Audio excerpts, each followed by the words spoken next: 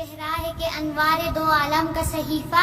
آنکھیں ہیں کہ بحرین تقدس کے نگی ہیں، ماتھا ہے کہ وحدت کی تجلی کا ہے ورق، عارض ہے کہ والفجر کی آیت کے امی ہے، گیسو ہے کہ واللیل کے بکھرے ہوئے سائے، ابرو ہے کہ کوسین شب قدر کھلے ہیں، گردن ہے کہ برفر کے زمیں اوج سریا، لب صورت یاقوت شعاعوں میں دھلے ہیں، قد ہے کہ نبوت کے خد و خال کا معیار، بازو ہے کہ توحید کی عظمت کے علم ہے، سینہ ہے کہ رمز دل ہستی کا خزینہ، پلکیں ہیں کہ الفاظ رخ لوح و قلم ہے، باتیں ہیں کہ طوبا کی چٹکتی ہوئی کلیاں، لہجہ ہے کہ یزدان کی زباں بول رہی ہے، خطبے ہیں کہ ساون کے امنڈتے ہوئے بادل، قراءت ہے کہ اسرار جہاں کھول رہی ہے، یہ دانت یہ شیرازہ شبنم کے تراشے، یاقوت کی وادی میں دمکتے ہوئے ہیرے، شرمندہ تاب لب دندان پیغمبر، حرف بسنا خوانی و خامہ بسریرے،